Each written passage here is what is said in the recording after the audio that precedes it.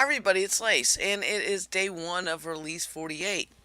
And while I probably should have spent some more time in R47 talking about the polearm love, I've noticed some things that I think snuck into R48 that is more polearm love that wasn't necessarily exactly reported in the patch notes. First of all, in R47, um, polearm users got a new skill that they could go train, Bec de Facon, and yeah, say that fast 5 times and not make it sound like a cuss word. But basically, it increased your critical damage. Now remember, pole arms. If I look at C for character, and I look at my pole arm, it is a strength reliant weapon. It says strength bonus high. So obviously, training my strength up is going to make the damage even better. Of course, you need dex to hit things, but it just makes strength even give more increase of damage since, of course, we're melee. Um, and then the critical damage. So if I get my dex up really well, and I'm critting, and I've got those crits on my actual weapon construction, through enchanting and things like that, um, I can really get some really nice hits. Now, some friends of mine told me, how high their hits were, and I think somebody told me 672, this, that, and the other. And I don't know if it was, a sneak attack or how they got it, but I can tell you just face tanking things and using my skills in the polearm class, I've gotten up to 400s, and that's pretty effortless. And so the more I work my decks, the more I work my crits, the more consistent those hits will be. So while I may never hit some of these people, there's a form post going 1500 or 1600 that they hit for. If I can consistently whack something pretty quickly in melee with little effort for 3 to 400, that's pretty powerful to me.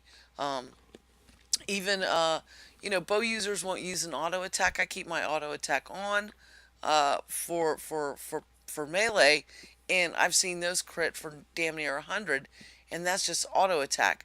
So polearm, if you've got good strength, good dex, is extremely more viable now.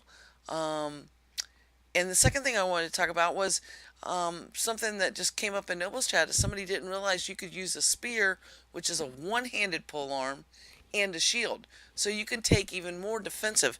Now when we look at the polearm skills, there is one for defense, and I haven't GM'd that one. I haven't GM'd my range quite yet, or reach, which means that when I do a knockback, I could take a step back, smack things from pretty far away. This is a huge advantage, especially if you're using your push skill. You can push things, take a step back. They can't touch you if they're melee. Again, if they're casters, that's a different story. But that little push and the stun allows you to get an extra hit in here and there and help you burn down things. The reason I love polearms is they can hit up to 4 targets. They have the max number of targets that they're hitting, and especially the spinning attack. Even if they're behind you, if you're not perfectly positioned, it's going to arc and hit everything around you. Um, so while you've got a lot of weapon styles that are very heavy damage on single target, you've got to remember an auto attack with a polearm user is hitting everything near it. So you can almost think of them as a little bit of crowd control. Not so much crowd control, but crowd DPS. They're very good in a large group of mobs of just keep chinking them down. Boom, boom, boom, boom, boom. And their hit points go down. So gotta feel the polearm love, man. Now, of course, I could turn my auto attack off and do the charge attack, and that would hit for even more. But typically, I'm wanting to hit my polearm skills as fast as I can rather than trying to do a charge attack like somebody in, like a range player would do. And that's why I do my auto attack. I could probably, you know, get higher 4 target attacks per target if I did a charged attack. But for me, I like to just use that as a filler. I'm using my auto attack as a filler, and I'm relying on my true skills from the polearm tree. Anyway, that's my style. It may not be the best style, but damn sure is working well for me, especially now. And I think I talked about that a little bit in the last video. Is since these polearm changes, I'm able to hunt way harder mobs than I was before. And I always just thought, wow, I just really suck. I'm not doing something right. And there's always little things you can do to your build to help tweak it. One of those things is making sure you've got Air's Embrace. I've only got mine at 80, but it gives me quite a lot of dex. I'm getting a little more damage from it, but I'm getting a lot of dex, and my idea is kill them fast, don't let them hit me. So that works for me. The other one is training up Strength of Earth in the Earth tree. Air's Embrace obviously would be in the Air tree. Strength of Earth. Trying to keep these buffs on you all the time. It gives me, look at that, strength. That's quite a big chunk of strength. I lose some focus, but I'm not a caster. Sure, some of my skills cost focus points, but again, going to the devotionals, and let's see if I don't know what I have up here. I think I have them in two. Yeah, Blessing of Sacrifice, and Blessing of Honor. That's just some combat regen, um, combat focus, and combat health. That's what I'm usually doing is combat. And then of course I got my Wolf Surprise, which is gonna help me regen in and out of combat. So and I could use a second food additionally. I think I've talked about that before. You can use two different food types to buff that. I'm just using a basic food where I'm at right now because technically I don't even really need the armor that I have on. I could hunt in no stat armor here because I've spent some time in my character, developing some skills. Now I've started to work on some new things, and let's see if we can find them. If I can find where they're at, the ones that I like that are new to me that I'm using. I can't remember where they're all at. Ah, this is one that I'm using now that I never really used before. It's called Engage Opponent. Engage Opponent. And for melee, it's not going to do any damage, but if I've got a pesky archer or mage that's really pissing me off, and I've been standing toe to toe with some other things, I can target him, hit this button, and I zoom to him, and I'm going to put him down and put him down quick so he stops casting his damn mage stuff at me.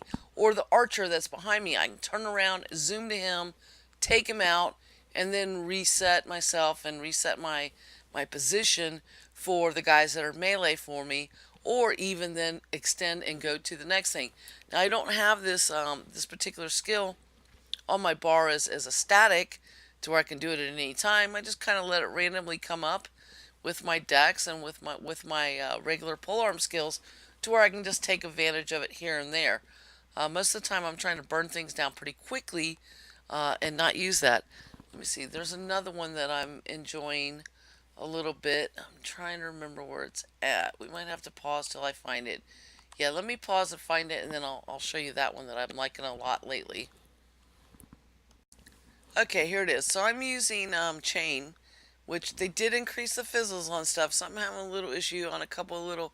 I'm not a heavy magic user, but I will use a corpse explosion here and there.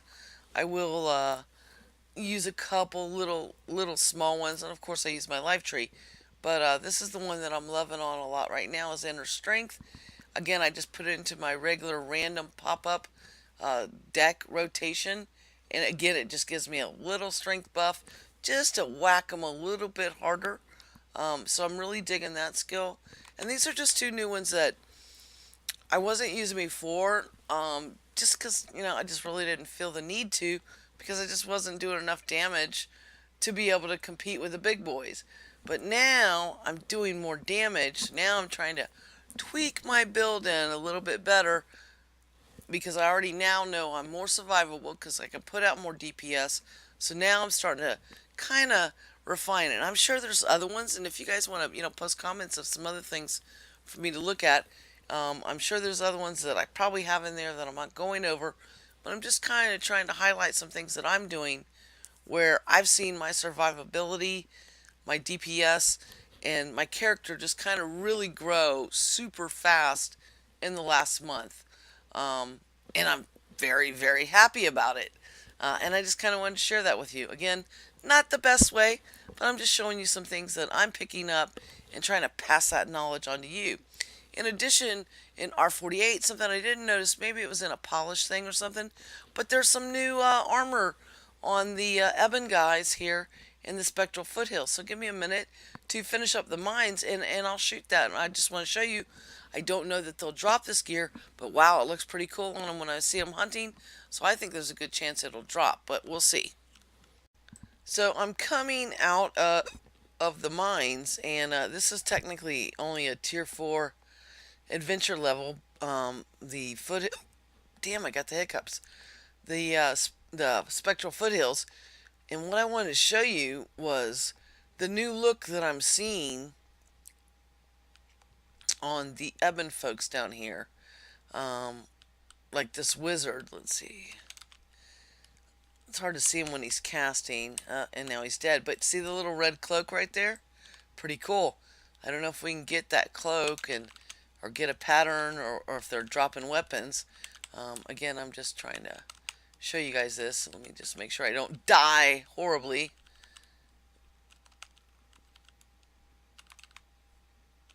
Because it's only tier 4, and that would be sad, wouldn't it?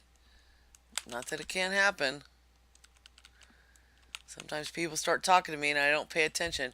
Okay, so we can see the wizards have the little red things on. Did we get anybody other than a wizard? No, we just got a bunch of wizards. Oh, there was a fighter, but we can't really see what he had on. But they even have a new look. But I really love the colors. These guys used to be in the old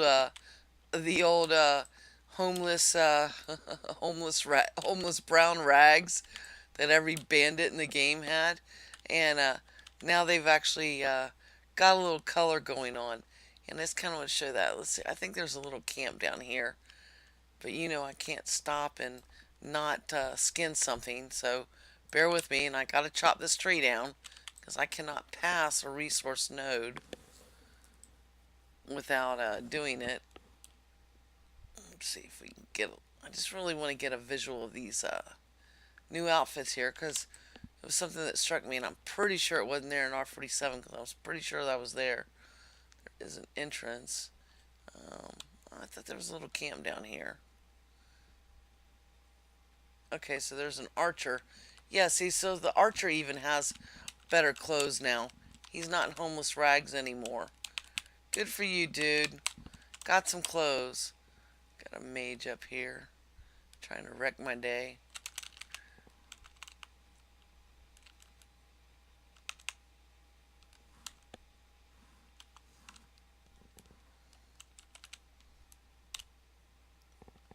Archers. I hate archers sometimes.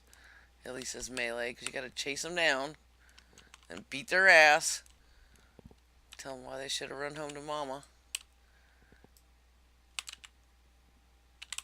I'm not seeing any clothes drops. That doesn't mean that there won't be there eventually, but I just kind of wanted to show you the look of their clothes is has gotten some love. So that gives me hope that maybe we'll see some unique drops, and they may be there. I'm just not going to spend the time to hunt them all right this very second. So that's all I kind of wanted to share with you for that.